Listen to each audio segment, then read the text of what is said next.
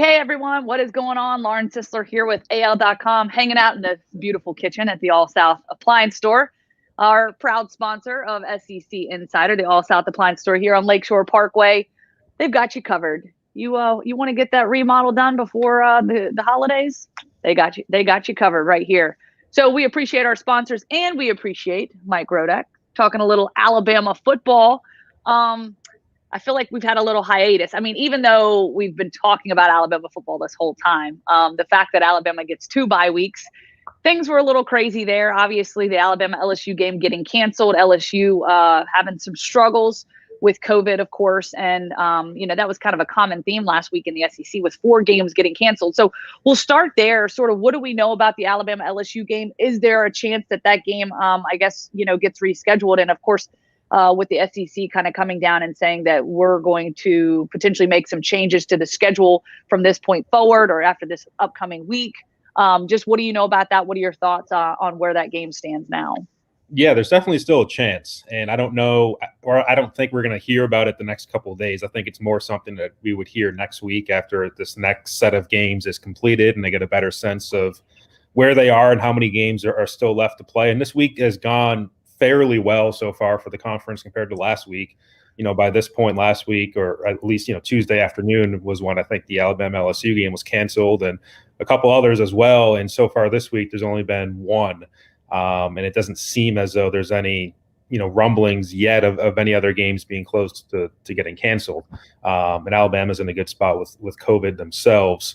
So it seems like it's a better week. And if the SEC can play more games this weekend than it did last weekend, then there isn't quite as much of a need to push games into that later December window, which is, I think, the big concern right now from the conference is just how to fit all these games in without having to move the SEC championship game. So I think if it stays the way it is and they can play some games this weekend, then after that, they'll make a determination on, okay, can we move the Alabama LSU game into that either the 12th or the weekend before that, December 5th, and then move Alabama's game, let's say against Arkansas on December 5th into the 12th or something like that, and just try to squeeze things in before the 19th, knowing that Alabama's almost certainly going to make the SEC title game. I think it's going to be,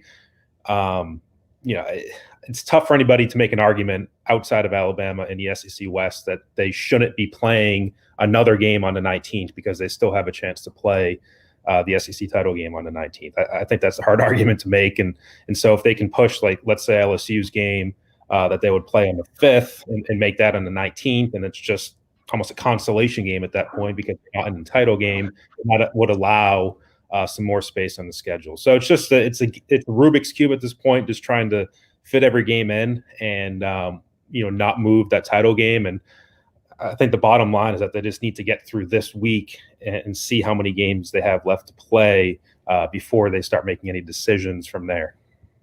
Yeah, and I was going to ask you, just in sort of hearsay, maybe things you've heard. The SEC championship game as of right now is still going to be played on the 19th. I mean, what in theory, hypotheticals, right? I know Nick Saban hates hypotheticals. What would the schedule look like if they didn't play on the 19th? Would everything just shift to a later date? And I mean, if you're the committee right now, your head's got to be like, right? Yeah, it just so many moving parts, and that's, I guess, it makes it tough for me to explain it too, because if you move one game, then another game has to move, and you move another game, there's a domino effect there where there's just not enough open space on the schedule. And when they designed it, they had that weekend of the 12th to be that open date, and they've put some teams into that schedule. But so far, it's just there's too many games to fit into that one date, so they have to put games on other days. And yes, if they get to a point where they don't have enough space left to move games, then they might have to move the SEC title game, or just say we're not going to play a full 10-game schedule for every school. And I think that's probably the more likely scenario, because if you try to move the title game, then you really got to move the playoff. Because let's say if you move the title game to the week later, which I think is the 26th, then you're talking 6 days between that and the semifinal game on New Year's Day, which is just not enough time for any team to get ready for a game of that magnitude. And so you'd have to move the playoff. And if you're moving the playoff, then you're changing all of college football, because that affects a lot of different teams. And Yeah. I wouldn't rule that out right now, but I just think the more likely scenario is that the SEC says, look, if LSU, if Texas A&M, if whoever can't play 10 games, then so be it. We just have to keep going with an 8 or a 9 game schedule at that point.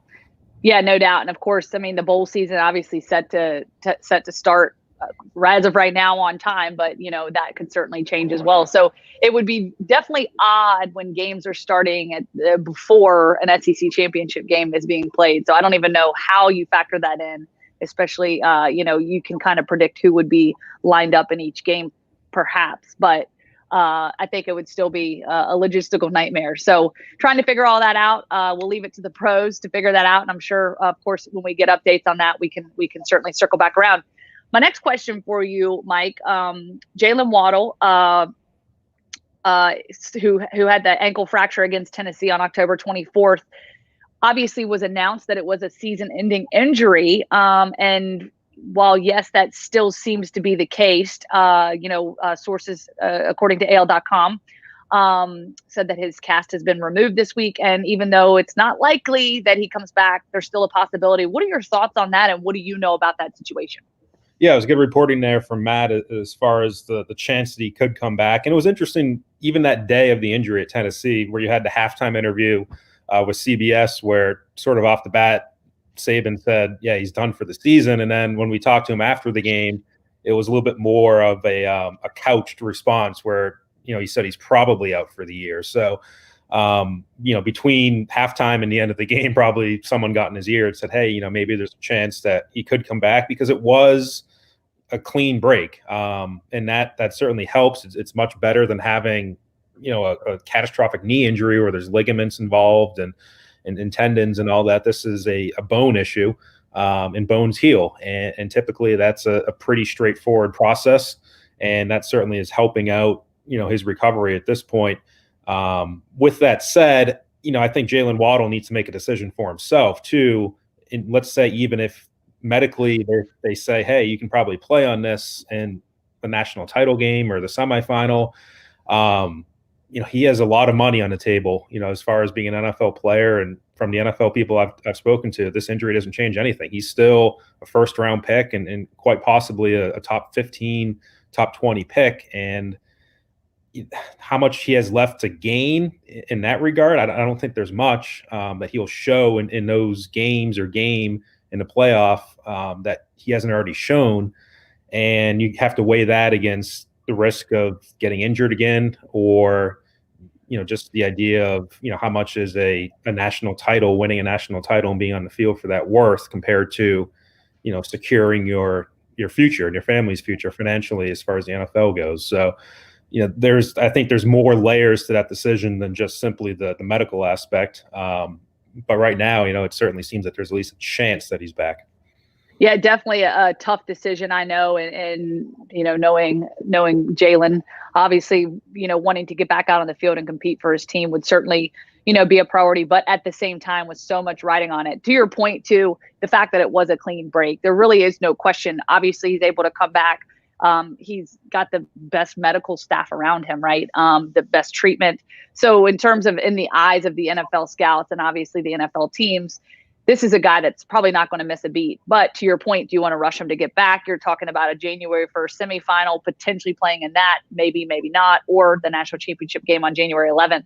But when you've sat out that much time, is it really worth, trying to, speed things up when, it may have, a bad effect or bad outcome on that? So definitely good insight there. Lastly, want to ask you, Alabama, Kentucky, Alabama back home at Bryant-Denny Stadium taking on Kentucky, 3:00 SEC Network. Your thoughts on that game? We know Alabama has been very dominant on the offensive side of football.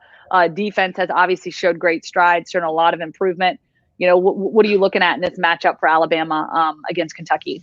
Yeah, it's not quite the Western Carolina game last year that they had before the Iron Bowl, but as far as SEC, it's a game you want, going into the game that they'll have next week. And as choppy as Auburn's season has been this year, I think that's still a game that, will be hard fought and tough. And, the priority for Alabama is just getting through this game, getting back up to speed as far as, playing the game and being physical and playing at full speed. And it's I don't want to be disrespectful to Kentucky, but I think it is somewhat of a tune-up for Alabama going into what they have coming up after this. And Kentucky just doesn't have the offense that I think can compete at all with Alabama and their defense as well. So if there's any sort of question about it, I mean, I'm thinking back to the Citadel game a couple years ago when I think it was tied at halftime, and it's people are kind of looking around thinking, well, what is going on in Tuscaloosa?